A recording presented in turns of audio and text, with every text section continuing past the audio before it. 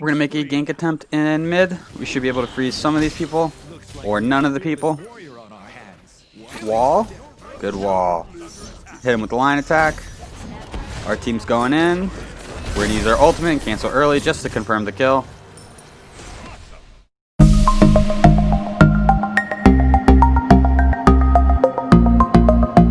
What a do, skibbity boo, it's your boy SeanyB Gaming, and today we have a viewer request to play Ymir as support.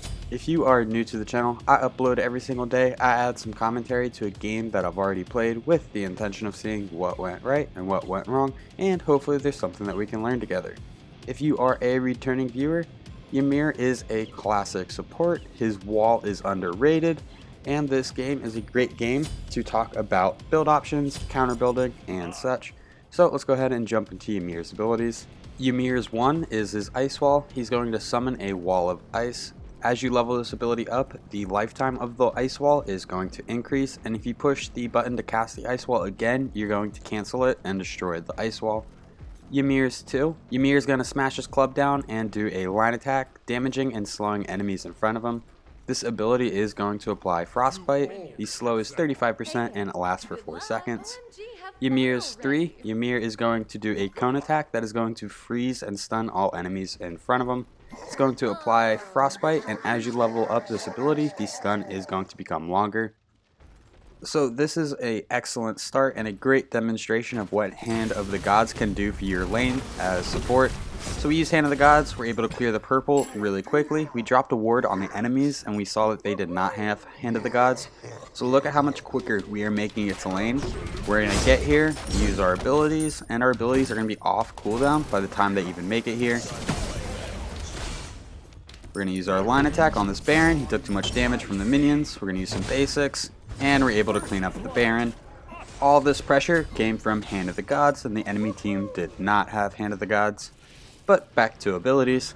Ymir's ultimate. Ymir begins to freeze the air around him, causing shards of ice to grow on his back and slowing enemies. After a 3-second channel, Ymir erupts out of his frozen state, causing shards of ice to do damage to all enemies in its range. This ability is going to apply Frostbite, and canceling this ability decreases the damage. So if you want the full damage from this ability, you need to let it just go off by itself. If somebody's about to walk outside of the circle, you can use your ultimate again to cancel early for reduced damage. Ymir's passive is Frostbite. All of Ymir's abilities that affect enemies apply a debuff called Frostbite. All of Ymir's basic attacks against a target afflicted by Frostbite do 100% more damage. Enemies afflicted by Frostbite deal 15% less damage. Lasts for 6 seconds. So we are doing alright in terms of lane management. We were able to get a poke in our lane and establish a decent amount of pressure. Unfortunately, we are level 3 and our AMC is level 2, so we did take a little bit of farm that should have gone to him. I think it was the ghost minion on level 1, or the first wave. We're going to make a play for the Baron. Oh, we were a little short. We get some damage onto the Heimdall, and we're just going to fall back.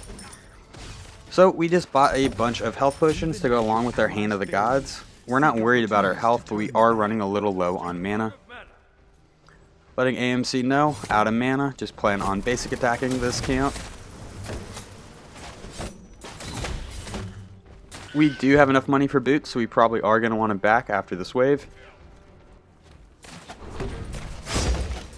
We're going to go ahead and drop purple buff for the AMC. The purple buff is going to give AMC some attack speed, and it's also going to reduce enemy protections that stand too close to him. So we're just going to help with the wave. Baron is being a little bit aggressive, but we don't have the mana for anything, so we're just going to go ahead and back. With Ymir, I think there are the two options. You have the lifesteal boots, or you have the cooldown boots. We originally were going to go cooldown boots, but we changed our mind to go lifesteal boots. I feel like the 6% lifesteal that you get from the lifesteal boots can go a long way with Ymir. You are kind of a damage-based guardian, in a sense. You're not a Kepri or a Jeb who is a purely support. You're looking to initiate, you're looking to be a little bit aggressive. And in that situation, I think the lifesteal boots are going to pay off a little bit more than the cooldown shoes. Plus, we can always grab a little cooldown later on in the build. I don't think we're going to be grabbing any lifesteal later on in the build. Not entirely true. We might pick up Poylnomicon later in the build. Poylnomicon works really well on Ymir. So with Frostbite, you're basically already doing the mechanics of Poylnomicon, using your ability and then getting a basic attack off to get the maximum amount of damage. Ymir already has a Poylnomicon kind of built into his kit. We're going to set up a ward, make an appearance back in mid, see if we can get a stun. Get a stun, get a basic, get a line attack, get a basic, get a wall, and AMC is able to clean that up. So now we hit level 5, we have our ultimate. We let AMC know. Good job, pal. We're going to go ahead and rotate to the enemy red buff with the SeanyB. We're going to go ahead and pick it up because no one else will. So that is a damage Ymir coming at you 4 minutes into the game.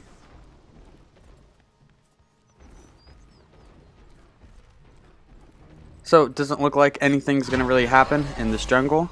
So we're going to make a gank attempt in mid. SeanyB uses his ultimate. Trying to get his blink. We get the freeze. We should have put up a wall before using our 2 right there. We set up a wall right there. We're going to use our ultimate. We take a lot of damage. We do a decent amount of damage back, but that probably was not worth it. We just stood in the Merlin's ability. But I think setting up the wall for whenever they landed was a good strategy. Merlin can cast through the wall. We're getting attacked by Baron. We're going to have to fall back a little bit right here. We miss our freeze. With Aphrodite here, she's able to keep us healthy enough that we're able to stay around. So we're going to help her with the red buff. The next item we're going to be going into is Gauntlet of Thebes. But then after that, we were thinking about going Breastplate of Valor. But I think the better option would have been Sovereignty. We got to help this AMC. We set up a wall. And just our presence is enough to scare this Heimdall away. We are able to get AMC out of there. Beautiful little save. We made it just in the nick of time. Baron's here. We're going to want to be a little careful. We're kind of wiggling around. We get the freeze off.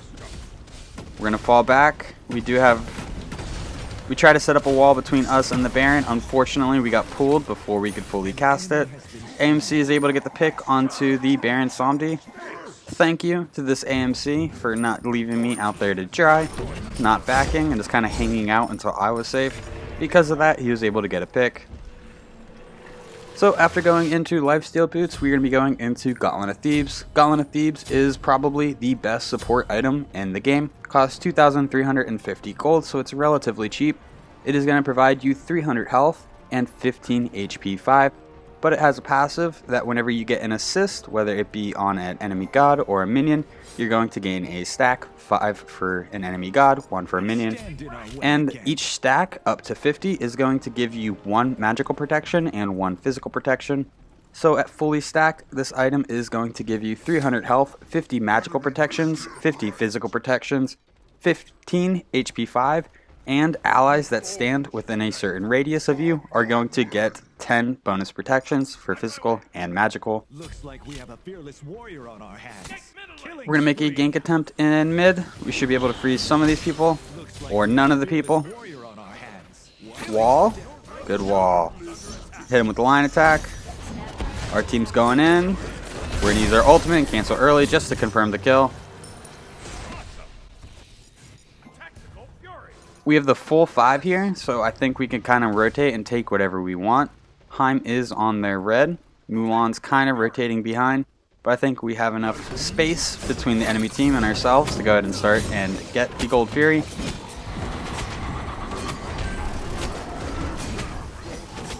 So taking a look at our team comp and the enemy team comp and what items that causes me to think of, we're able to get the Gold Fury. Mulan ran in there, but we were able to get the pick onto her. Our team's still kind of engaging, but we're just going to fall back and rotate to the red buff. So looking at our team, we have a healer, and the enemy team has 3 physical characters, Heim, Neja, and Mulan. So an item like Sovereignty is pretty much as good as we could get for our physical item. Sovereignty is going to increase our physical protections. It's going to make it to where our allies get increased physical protections if they stand near us. And it also makes it to where everyone gets a little bit of HP 5, and then their healing is increased by a certain percentage. Since we have an Afro on our team, we're going to be getting increased heals from her, and anyone who stands near us is also going to get increased heals. We're going to go ahead and rotate right, clean up this minion wave. And then they have 3 on the team, so the additional physical protections also helps our team out and just kind of makes sense. We're going to go ahead and hit this purple buff with the AMC. Enemy missing middle. Your middle tower is under attack. On my way. And then if we were to pick up a magical defense item, let's talk about whether it should be Voidstone, Genji's Guard. We get the freeze onto Baron. We use a wall. We miss our 1 or our 2. We're going to rotate right a little bit. The enemy team only has 2 magical characters, and we only have 2 magical characters. If we had 3 magical characters, I would think that Voidstone would be one of the best magical items that we could get. Assuming that they still only have 2 magical characters, and we only have 2 magical characters, I think the play is going to be Genji's Guard. Genji's Guard is going to give us some magical protections and some cooldown reduction. Baby, you're a firework. Enemy missing middle. Careful. We're going to rotate right. We get a freeze onto Baron. We're going to go up there, hit him with an auto attack, hit him with the line attack. We use our ultimate, but the sprint was able to pull him out. And then, no, we're getting pulled back. Heimdall yeets us into space, and that was the ult combo we needed to avoid, especially standing in tower. We try to get a freeze off just to buy us a little bit of time. I think Heim used his beads right there. That seemed a little bit fast. Group up. As soon as we used our ultimate, that was our CC immunity ability, so Baron was able to pull us in, and then Heim just eats us into space. So even though I do go down there, we ate 2 enemy ultimates, so that makes lane a lot easier for AMC, and our team was also able to rotate right and clean them up, so that also makes it pretty easy for AMC. So this game, we started Breastplate of Valor. I think as soon as I leave Fountain, I realized that that was the wrong item to buy. I would go with Sovereignty just based on the team compositions. We have a healer, they have 3 enemy physical. If we did not have a healer, we probably could go with something like a Breastplate just to get the cooldown online. But since we have a healer, I think Sovereignty is the best item we could possibly get after Guantlent of Thebes.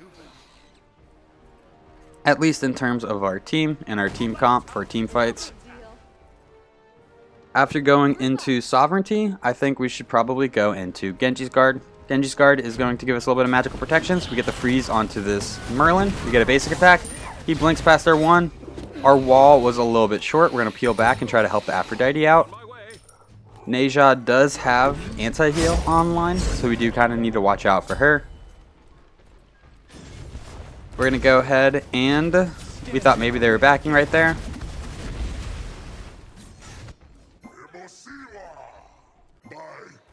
Oh, look. More work for you to do. I think this game does end a little short, so if you want to know what I would have built after, you can always check the description of the video. I have the full build listed there. Magi uses our ultimate. That's a win for us. It didn't cost us anything. Mulan is backing in left, but has the lane all the way pushed up. I think as long as we stay with our team, we're fine. Especially this Aphrodite. It'd be super nice to have just constant heals.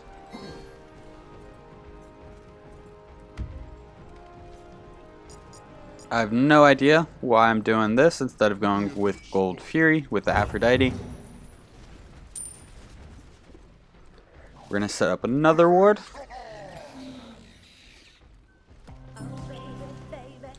We were thinking about rotating right, but Heim is all the way at his tier 2 tower. So instead, we are going to head for the Oracles. Gold Fury should be spawning soon.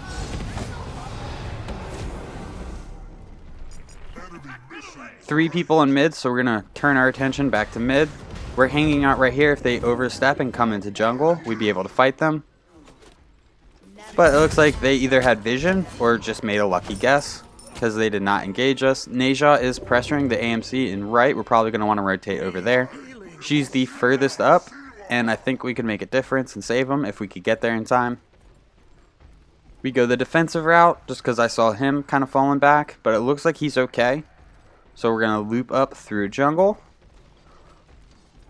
This time's a little out of position. We get a freeze off. That's his beads. We're going to use our line attack. That applies a slow. Get him with the basic attack.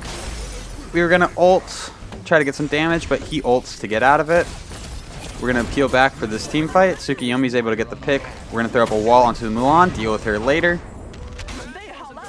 Go ahead and just eat that for our team. We get the freeze off. We're going to basic attack. We miss our line attack. Tsukuyomi's able to get a triple kill.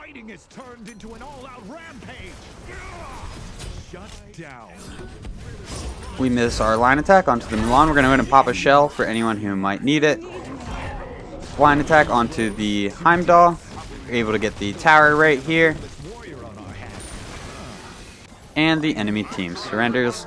Well, if you enjoyed the video, be sure to give it a thumbs up. If you feel like you learned anything at all, check out the channel and subscribe for more content. I believe these stats are posted in just a moment. Thank you for stopping by. I hope you have a great day. I'll catch you next time. Bye-bye.